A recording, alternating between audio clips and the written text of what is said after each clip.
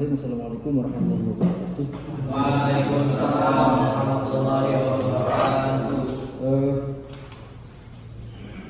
Teman-teman mahasiswa STD Alkiuni yang berbahagia, alhamdulillah kita bisa bertemu kembali di mata kuliah sejarah dan Islam.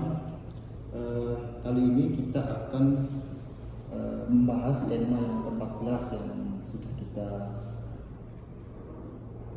pelajari sebelumnya, itu kan soal perkembangan Islam di masa Nabi, kemudian di Khulafaur Rasyidin, terus di perkembangan di dinasti Umayyah, dinasti Abbasiyah, lalu perkembangan di Asia juga.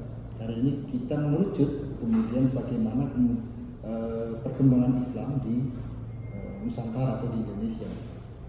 Fokusnya pembahasan kita itu adalah di Wali Songo. Jadi bagaimana Wali Songo, model dakwah mereka yang dilakukan, kemudian mereka menyebarkan di mana. Dari situ sudah ada yang baca belum kira-kira teman-teman? Kalau belum nanti saya coba pantik aja ya diskusinya. Ada yang sudah pernah ziarah Wali Songo belum? Sudah. Sudah. Siapa aja tuh? Oke, banyak juga ya. Namanya ada yang ingat nggak? Nama-nama Wali Songo? Oke, Sunan Gunung Jati satu. Terus Maulana Ibrahim, Sunan Muria, Sunan Bonang, Sunan Ampel, Sunan Derajat. Siapa lagi? Hah? Sunan Kalijaga, Sunan Kudus. Satu lagi deh. Oh, Kudus itu Demak. Satu lagi. Yang dekat ini siapa? Yang di sini siapa? Sunan Gunung Jati sudah.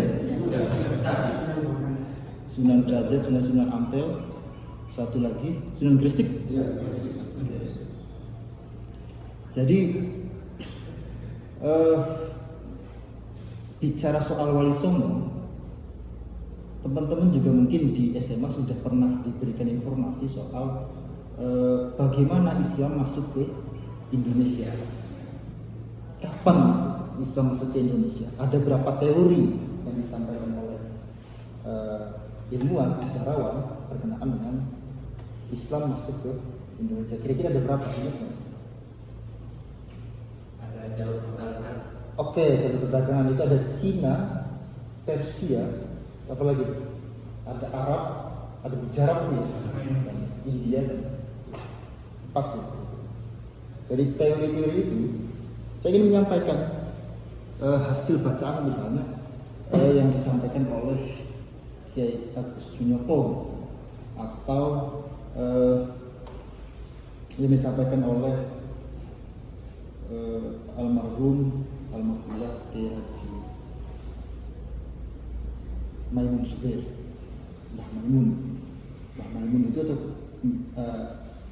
Pak Agus Sunyoto ini menyatakan bahwa Islam itu masuk ke Nusantara itu pada abad ke-7. Kira-kira pada abad ke-7. Berarti era sahabat, eranya para sahabat. Kanjeng Nabi lahir tahun berapa? Berapa? Ke-6. Berapa? Ada yang ingat nggak? Iya, itu di abad ke-6.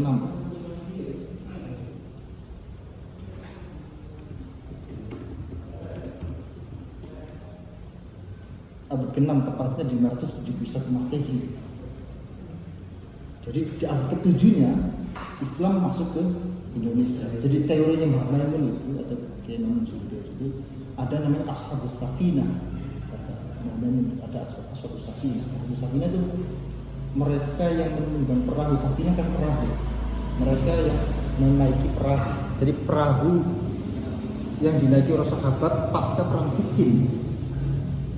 Perahu yang dinaiki sahabat pasca perang Siffin. Perang Siffin ini perang yang terjadi antara sahabat Ali, Khalifah yang keempat, dengan Muawiyah bin Abi Sufyan.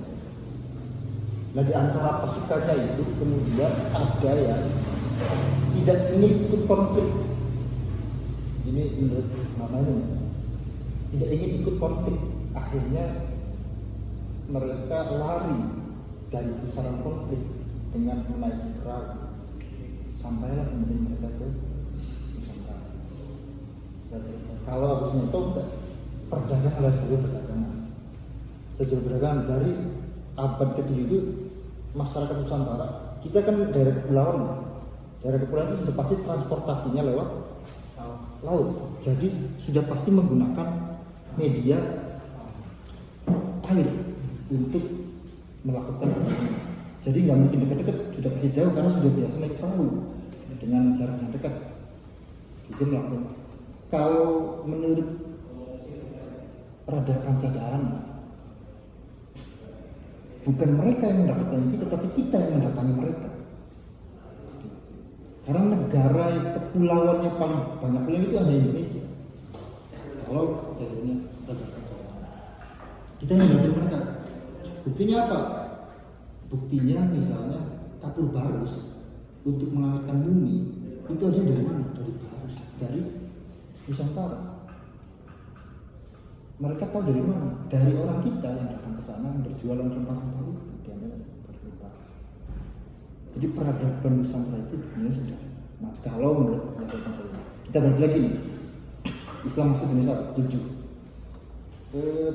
Jauh tuh, waktunya agak jauh sampai kemudian ke era Wali Songo. Wali Songo tuh menurut beberapa versi sih tidak satu. Jadi ada dewan-dewan wali penyebar agama, kemudian melakukan kegiatan Islamisasi di Nusantara, tapi tidak terlalu sukses. Pasca kemudian datang Dewan Wali Songo yang kita kenal, yang kita ziarahi tadi, yang kita sudah sampaikan di depan tadi. Nama-namanya itu ada 9 wali. Itu Dewan Wali yang tersukses memisahkan penduduk Jawa khususnya. Jadi Dewan Wali ini berjumlah 9 orang, persis tadi yang disampaikan oleh teman-teman. Yang pertama itu ada Sunan Gresik. Sunan Gresik ini nama aslinya Maulana Maldini. Beliau diperkirakan wafat pada tahun 1419, berarti awal abad 15 dulu, awal abad 15, 1419 wafatnya. Jadi awal abad 15, di awal itu Sunan Gresik datang ke Nusantara untuk melakukan dakwah Islam. Sebelumnya beliau menikah dengan salah satu putri dari Campa, Kerajaan Campa. Beliau kemudian dimakamkan di Gresik, di Lerang. Itu di situ Sunan Gresik. Lalu di era Majapahit, Raden Brawijaya V pasca salah satu perang yang menguras banyak tenaga, kira-kira begitu, Raden Brawijaya resah. Kenapa resah? Karena internal kerajaan di Majapahit waktu itu dirasa sudah krisis, diantaranya amoral, tidak memiliki moral, budaya korupsi, budaya mabuk-mabukan, budaya-budaya yang tidak etis lah, itu banyak menjangkit internal kerajaan Majapahit. Lalu dari situ istrinya yang dari Campa, istrinya Raden Brawijaya itu dari Campa itu menawarkan untuk mengundang ponakannya agar mendidik internal kerajaan supaya kira-kira berakhlakul karimah. Akhirnya disetujui oleh Raden Brawijaya, diundanglah Raden Rahmat datang ke Majapahit, lalu diberi tanah, namanya Tanah Simah atau Desa Perdikan istilahnya. Desa Perdikan atau Tanah Simah ini tanah atau desa yang diberikan oleh kerajaan secara, jadi itu memang turun-temurun ya dari kerajaan Hindu begitu, memberikan tanah untuk agamawan yang dipergunakan sebagai media untuk penguatan pembelajaran agama. Itu dikasih tanah Perdikan ke desa, tanah Perdikan ke desa Tanah Simah atau Desa Perdikan. pendidikan itu di wilayah Ampel, lalu membuat pemondokan yang dikenal sebagai Ampel Denta. Yang hari ini sering kita ziarah ke Ampel itu beliau adalah Rahmat. Jadi ponakan dari putri kerajaan Majapahit, permaisuri kerajaan Majapahit. Jadi banyak dia. Habis itu kemudian beliau punya anak namanya Sunan Bonang. Sunan Bonang itu namanya Raden Abdul. Dia lahir sekitar 1465, lalu wafat 1525. Beliau kemudian melakukan juga dakwah Islam ke daerah ini, lalu kemudian wafat di sini. Model dakwah mereka nanti menggunakan asimilasi antara agama dan budaya Nusantara. Itulah kenapa kemudian diterima oleh masyarakat Jawa. Di antaranya adalah Sunan Derajat, memiliki nama Maulana Syarifuddin. Ini juga putra dari Sunan pada tahun 15. Sunan Kudus, nama aslinya Syekh Syarifuddin, wafat 1550. Sunan Giri atau Sunan Yatin, wafat pada tahun 1035 Hijriah. Terus Sunan Kalijaga atau Sunan Mas Sahid, hal ini asli dari Jawa, putra dari Bupati Tuban di Gunung orang Jawa kemudian. Lalu ada Sunan Muria namanya Raden Bukar Sahid, yang terakhir Sunan Muria. Itu di antara 9 wali yang dikenal masyhur oleh masyarakat Jawa dan sukses mengislamkan penduduk Nusantara, mayoritas penduduk Nusantara berkat tangan-tangan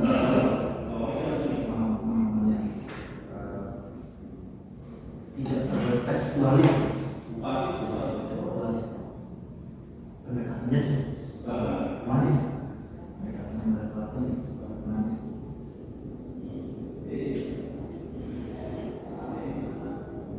Jadi tadi ya, dari abad ke-7 sampai ke-15 itu belum banyak perkembangan. Jadi orang tuh dari Arab, dari kalau beberapa yang tadi itu hanya datang untuk berdagang tanpa bisa kemudian Islamisasi penduduk Jawa. Baru pada era Sunan Giri, Sunan Gresik itu terjadi Islamisasi yang masif.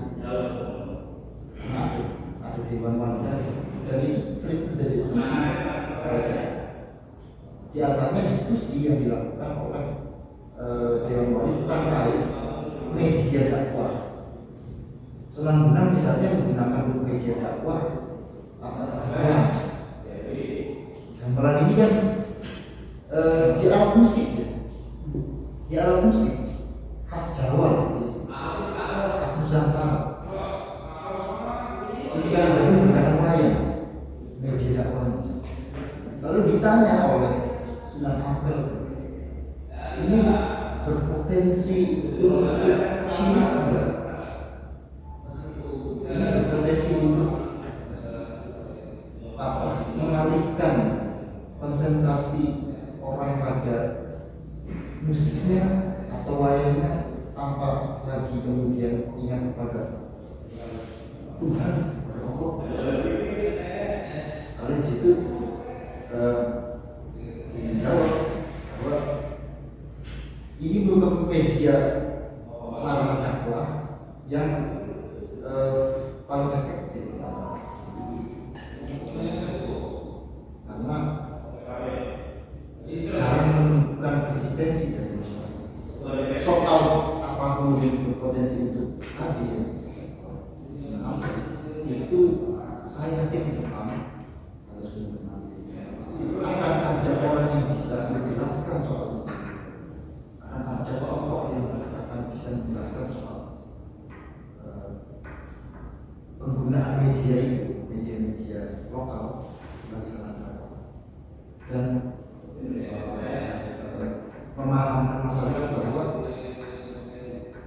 penggunaan tradisi ini bukan berarti kemudian mengalihkan konsentrasi mereka kepada yang lain, tidak mengalihkan ketahuan dan mereka. Ya misalnya yang sesajen itu tetap diakomodir oleh para wali songo, tetapi dengan format yang berbeda. Oke lah, kita bikin sodako aja. Dulu sih nyembahnya ke berhala, ke pohon-pohon besar. Ini sih kirim Fatihah aja ke para leluhur, kirim Fatihah aja di bacaan. Dan kira-kira itu lah pematin dari diskusi kita. Barangkali ada yang mengenai bertanya terkait apa yang sudah saya sampaikan tadi. Silakan. Yang mungkin Iya, benar. mengenai apa yang mungkin telah disampaikan, sebelumnya terima kasih atas waktunya. Dalam hal penyebaran Islam di Indonesia mungkin ada beberapa tahapan yang tidak disampaikan mengenai golongan wali songo dan mungkin kelompok wali songo. Yang pertama mengenai apa mungkin prinsip dari para wali songo itu untuk menyebarkan Islam di Indonesia. Dan kemudian mengenai secara runtutan masanya yaitu seperti apa, dari mulai apakah mungkin dalam penyebutan Sunan Wali Songo yang pertama sampai yang ke-9 macam runtutan dari pada masa zaman. Kemudian mengenai media dakwah yang mungkin diterapkan oleh para wali songo itu seperti apa? Karena mungkin dari beberapa wali songo itu mempunyai lokasi yang berbeda, seperti Jawa Barat, kemudian Jawa Timur sampai ke berbagai lokasi yang mungkin secara mayoritas atau secara budaya mungkin berbeda. Dan mungkin apakah seperti apa menerapkan sesuai budayanya atau menerapkan budaya diambil dari daerah tertentu kemudian diterapkan di lokasi tertentu.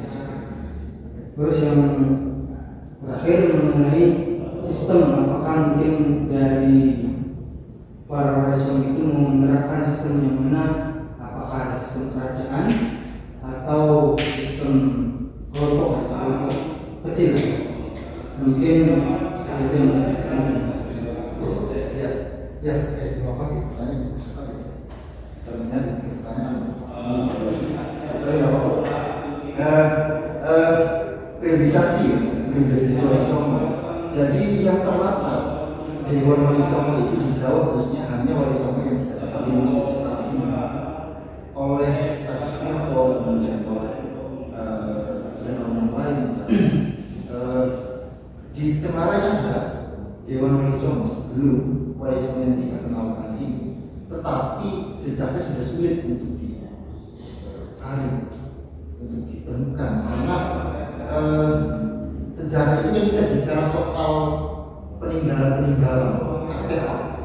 Kalau tidak artefak dia idofak.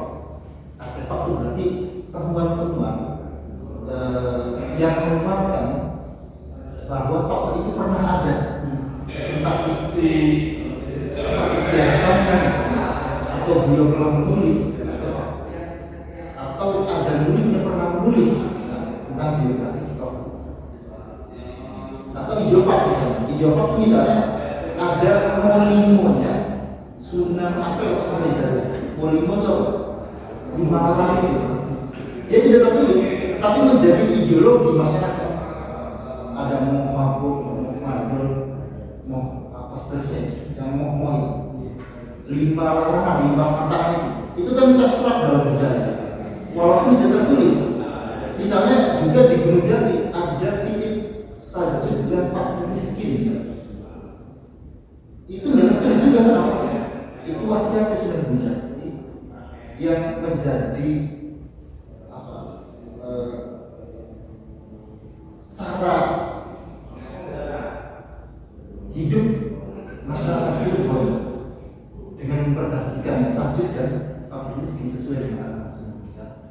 Jadi itu ideologinya. Kalau ada ideologi ini dari siapa nih? Ada pemahaman ini masyarakat ini siapa yang memulai? Ideologi itu. Nah ini Dewan Wali yang sebelum Wali Songo belum terbaca soal itu. Tidak ada jejak-jejaknya, tapi di tengah ada.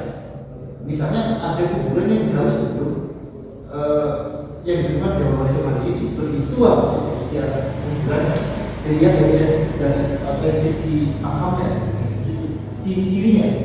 Kalau ini mayasat itu batu nisannya tuh dia identik dengan daerah mana nih? Oh ini dengan Persia, ukirannya dan lain sebagainya ini dengan Persia. Kemudian ada tahun, oh ini tahunnya lebih jauh di Indonesia. Misalnya di sini ada salah satu itu temukan ada batu nisan yang ukiran batu nisannya itu mirip sekali dengan di Persia, dengan tahunnya juga lebih. Artinya ada orang Islam yang sudah ke Nusantara sebelum Wali Songo dan di tempat lain juga. Tetapi kita tidak tahu jejak pendidikan ideologi seperti apa. Juga Wali Songo itu, misalnya itu istilah di Jawa ya. Kalau di Bali itu apa? Wali di Dewa juga dia ada 7 wali penyebar. Jadi setiap tempat sebenarnya punya kelompok-kelompok pendakwah. Hanya saja yang masyhur di Jawa kemudian banyak diikuti oleh masyarakat Jawa. Ini Wali Songo yang kita kenal. Jadi banyak ya. Itu secara timeline. Untuk pertanyaan kedua soal metode dakwahnya dari setiap wali itu memang berbeda-beda. Ada yang dengan menggunakan tadi ya media wayang, ada yang menggunakan gamelan, musik. Jadi itu bagian dari pendekatan mereka terhadap budaya-budaya lokal. Termasuk apa nih budaya yang masih kita bisa serap, kemudian kita ubah menjadi lebih Islami. Casingnya sih budaya lokal, tapi isinya dia Islam sekali, kembali ke tauhid itu kan gitu. Makanya di awal-awal itu bicara soal itu kan, Islam tuh airnya atau wadahnya sih? Saya bilang gitu pertanyaannya, Islam tuh airnya atau wadahnya? Wadah sih bisa macam-macam bentuknya, bisa wadahnya warna kuning, warna merah, warna hijau, tapi isinya kan air kan gitu. Ada nadana, ada 7 bulan, ada 4 bulan misalnya, ada apa lagi mapak sri, itu wadahnya kan. Isinya apa? Isinya tahlilan, sedekah, ajaran Islam juga, ajaran Islam kan begitu. Jadi di setiap tokoh wali itu dia memiliki strategi disesuaikan dengan kondisi masyarakat yang ada. Dia kondisi masyarakat seperti apa nih? Menggunakan cocoknya pakai apa nih? Ada yang senang musik kan, ada yang pakai drum misalnya, senang musik metal, ya masuklah ke situ misalnya. Pakai media musik itu sebagai sarana dakwah. Ada yang senangnya wayangan kan. Lalu dirubah wayang kulit ya. Dulunya kan wayang kulit karena dia agak menyerupai, kan ada tangan, ada dengan apa anggota tubuhnya tuh. Ada beberapa ulama fikih itu nggak boleh ya. Oleh Sunan Kalijaga wayangnya dirubah menjadi tipis wayang kulit itu, sehingga dia tidak tasyabuh, tidak serupa dengan makhluk. Nggak ada sih orang tipis kan ya dengan media-media itu. Ceritanya juga kemudian dikarang sehingga ada unsur sejarah Khulafaur Rasyidin dengan nama-nama yang berbeda misalnya. Tapi intinya itu mengenalkan mereka terhadap Islam, ajaran-ajarannya misalnya begitu. Gitu ya. Jadi yang terakhir apa tadi? Soal sistem kerajaan atau apa gitu. Oh enggak ada yang saya tahu ya. Tidak ada menggunakan kecuali misalnya ada yang menjadi raja, ada yang menjadi raja itu memang sebagian kayak Demak itu, juga di Cirebon juga sama. Itu ada, tapi tidak semuanya. Karena pada awalnya Wali Songo itu hanya Sunan Ampel saja mendekonstruksi budaya strata mendekonstruksi, menghancurkan, merubah budaya strata yang Hindu-Buddha kan ada kasta-kasta tuh. Strata manusia yang dari bawah apa? Sudra. Kemudian apalagi Satria, Brahmana itu dirubah oleh Dewa Wisono dengan menggunakan istilah Arab yang serap di dalam bahasanya, yakni musyarakah, masyarakat kerjasama. Musyarakah itu kan dia kerjasama, jadi nggak ada sistem kasta itu. Jadi masyarakat itu nggak ada kaula, nggak ada abdi, ada yang ada dalam masyarakat. Itu mendekonstruksi itu, jadi nggak ada istilah itu. Raja juga misalnya raja, tetapi tetap dia tidak menggunakan mereka menggunakan kekuasaan sebagai bagian dari model dakwah mereka. Artinya Islam didakwahkan oleh Dewa Wisono tidak menggunakan kekerasan atau tidak menggunakan cara-cara politik praktis, ya. Tidak menggunakan cara politik praktis, tapi dengan penggunaan budaya-budaya lokal, kearifan lokal, asimilasi antara agama dan budaya-budaya Nusantara, sehingga mudah untuk diterima. Kira-kira gitu ya. Saya pikir cukup untuk pertemuan kita kali ini. Mohon maaf bila ada kata-kata yang kurang berkenan atau hal-hal yang tidak baik. Nanti teman-teman bisa baca lagi soal peran Wali Songo di Nusantara. Jadi perkuliahan ini jangan berhenti di kelas, tapi terus berkembang di luar. Diskusi ini jangan berhenti di sini, tapi teruskan di kamar, di warung kopi, dimanapun teman-teman berdiskusi dengan siapapun. Terima kasih. Wallahu a'lam bishawab. Assalamualaikum warahmatullahi wabarakatuh.